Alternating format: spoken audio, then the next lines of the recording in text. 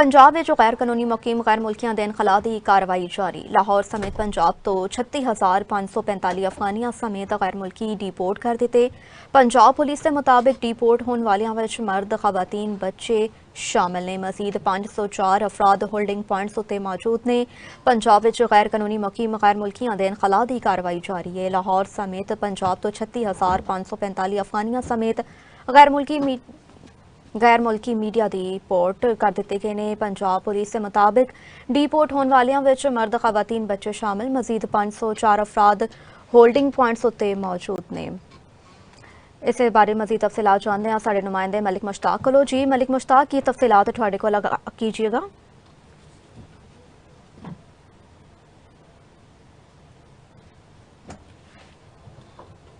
पूरे पंजाब 36,545 अफगानियां समेत गैर मुल्की मुकीम जिहड़े बशिंदियां नूं डिपोर्ट कर चुके हैं।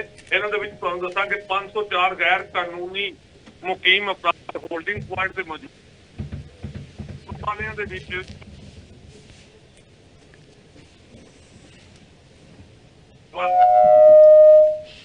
657 बच्चे शामिल ने।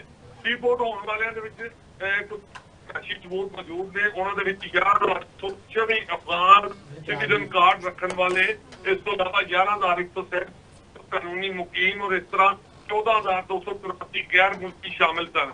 सुबह सिक्योरिटी हाई अलर्ट है। तमाम गैर कानूनी अफराद नूं बाहर कढ़िया जा रहा है, बाहर कढ़ना यकीनी बनाया जा रहा। IG पंजाब वालों खुले आर्डर ने कि पाकिस्तान के पूरे पंजाब के लाहौर समेत पूरे पंजाब च ਜਿਹੜੇ ਲੋਕ गैर कानूनी तरीके नाल बशिंदे इत्थे गैर कानूनी ने, ਜਿਹੜੇ गैर कानूनी तरीके नाल इत्थे रह रहे ने, ਉਹਨਾਂ ਦੇ ਇਨਖਲਾ ਦਾ ਅਮਲ ਜਾਰੀ ਰਹੇਗਾ। और ये अमल उदों तक जारी रहेगा ਜਦੋਂ तक सारे लोगों ਨੂੰ अपने अपने मुल्कों च नहीं भेज दिता जाएगा। इस हवाले नाल पूरे पंजाब की पुलिस अलर्ट तरीके नाल काम कर रही है।